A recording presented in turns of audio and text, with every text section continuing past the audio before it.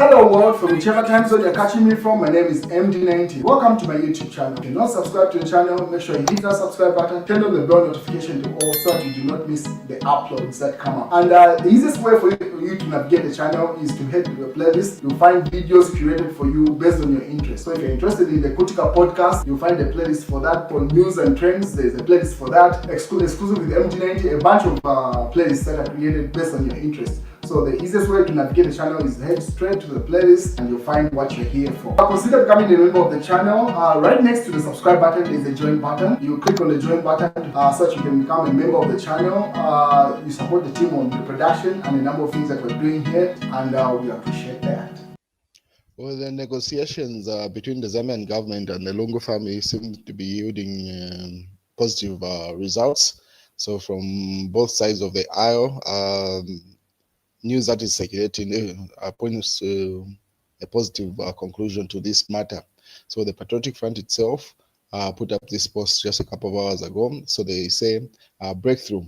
Edgar Lungu barrier talks to begin.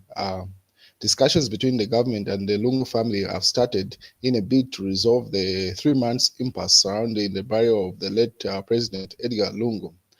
Former President Lungu died in South Africa on June 5th, 2025. His burial has been marred by controversy. According to a joint statement issued by Secretary to the Cabinet, Mr. Patrick Chagwa, and family spokesperson Makebi Zulu, the parties have agreed to open discussions. So that is news that has been circulating, and details with regard to what's going on in the discussions are the ones that have been circulating in the past couple of hours. And Chief Etayari also weighed in. He said, I suppose this is day 2 of the negotiations between government and the family. We pray for the best, not black smoke. Let President Lungu be buried in Zambia so that we can, so that he can rest in peace. So this is day number 2 on a Sunday, as we anticipate the court hearing that is likely to come up on Monday.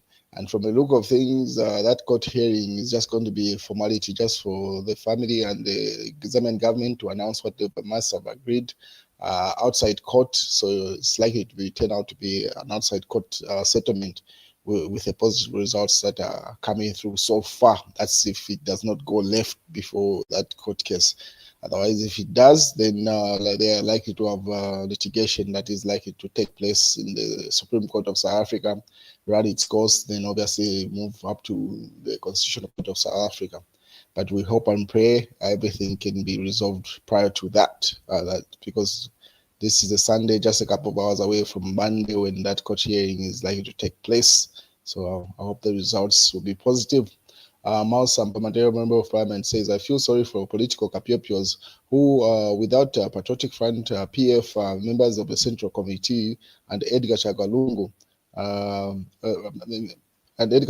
their names would have never been heard today. But today, they advocated for the death of Patriotic Front with a twisted tongue. They claim they still love Edgar Lungu and Michael Chitfia Sata. Exercise in futility, so he's simply sending subliminal messages there. On the other hand, Torika Banda, as you may remember, the niece to the late President Rupia Banda, had announced some time back, I think last week or if not 2 weeks ago, that she is going to contest the 2026 presidency. And then Chief Etayari weighs in with regard to what has happened to her and the party that she was intending to stand on. And then he says, you see for yourself, if only Dorica had consulted me, this young man, I would not have her. Politics, you don't just dive in like it's a swimming pool. Position yourself for 2026 strategically. So there's been some fights of some sort or disagreements pretty much within the PAC, which is the party that she was intending to contest in. She was likely to be announced as a candidate on that particular party. And then just hours before the announcement, a disagreement ensued and it didn't turn out as earlier announced. And that's what Chief Etayari is jabbing at to say. He's offering his consultancy services because he's able to predict such political moves according to him, but with very little results on his own. So that's the news. Is the details with regard to that is that last minute disagreement hinder Dorika unveiling of as PAC president Anford Banda.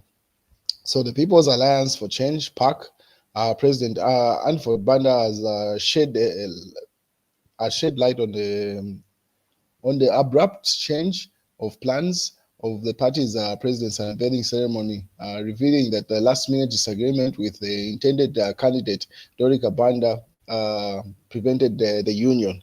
So that's what's going on as we build up. We're less than a year now to the general elections in 2026. So everyone seems to be positioning themselves for that fight. So that lady is no longer contending on that PAC presidency. So I don't know if she's going to go independent or another party is going to adopt her. We wait and see how that plays out. And then on the other hand, Laura Miti weighs in with regard to the Speaker of the National Assembly. The order. Nelly Muti orders Laura Miti tells the Speaker of the National Assembly is the one that is pushing for Bill 7. The whole Speaker, she asks. I swear I cannot remember a time when anyone in that office involved themselves in discussion of anything on the floor of the House outside the walls of the National Assembly. No, Madam Speaker, if Osachita, let's try to maintain what is the decorum of the office. That we will still have our patience and separation of powers. So allow me to weighing in to say the speaker is not supposed to insert herself in the debate of Bill 7 or some sort of Bill 7 that is likely to be presented back into Parliament. And then some sad news that is coming through, yet to be confirmed. Say right now, Masala Market in Indora is on fire. I'm pretty sure by morning we'll get details with regard to that. So there's a video that has been circulated by Zambia Reports and then shared by George Mutonga there, and that's yet to be confirmed by the fire brigade or whoever is on the ground. But that's a sad development going on right now.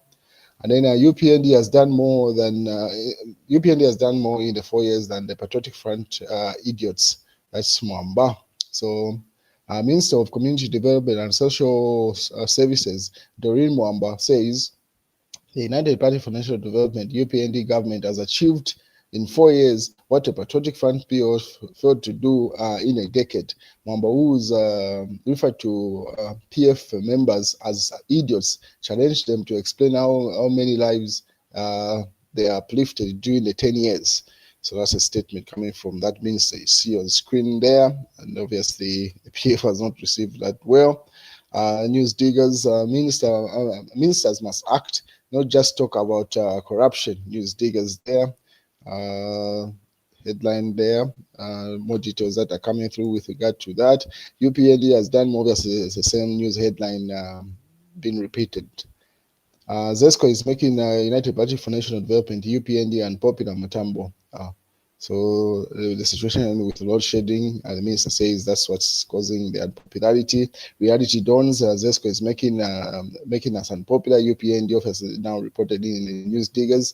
Emmanuel Mwamba highlights a number of things. He says, when the ugly truth comes from deep inside, ZESCO is making us unpopular. Copper Belt Provincial Minister Elisha Matambo, and then ministers must act on corruption and not just about it. Corruption at FRA maize buying, Elisha Matambo. So those headlines are being attributed to the minister of the Copper Belt. They are simply saying a number of things should be resolved prior to 2026. As one of the load shedding issues with ZESCO is making the UPND unpopular, according to that headline. Obviously, and then he also weighed in on the FRA situation. Copperbelt Province Minister Elisha Matambo says the Food Reserve Agency has been let down in the manner in its handling of maize purchase from farmers. Matambo says the FRA should not disturb the vision of President Hakainde Hichilema. Speaking when he appeared on ZNBC Kitwe studio Tuesday, Matambo said that farmers were spending almost nights and days for them to have their maize purchased. So the delay from FRA is what he doesn't understand pretty much. And what else do we have in the news? Obviously, the same news headline. coming through from News Diggers, and then obviously Dorica Crash lands in Park as Anford reclaimed presidency. So she was played with regard to contesting the elections in that particular party. And then one image that I found interesting, a snapshot from history. So in the making, captioned by Emmanuel Mwamba, he says, making history and changing government. Venon Jason Mwanga on the far left there, VJ. In this picture, those are the people that are there. And in the center, you see Elias Chipimo in the second left there. That is Elias Chipimo Jr.'s father. If you remember, Elias Chipimo had contested the elections under NAREP at some point. He did very well. People are expecting him to have a very bright political future. But once his dad died, it seems like even his political ambition died with that. It seems like the fire behind that political ambition was his dad. And once Elias Chipimo Senior died, Elias Chipimo Jr. has not wanted to be in any form of politics. Even recently, there were a number of people that were trying to have him get back into active politics. And he put up a statement simply saying he has no intentions of ever getting back into active politics. So that's his father right next to VJ. And then they say Arthur Wiener center in this picture. And then also on the next to Arthur Wiener, you see Frederick Titus Chiluba, FTJ. Second right there, and then Akashamba Mbikisita Legwaneka on the far right there. So big names in our political history there. I found that image very interesting, and that's where we stand with regard to what's going on in the nation, ladies and gentlemen.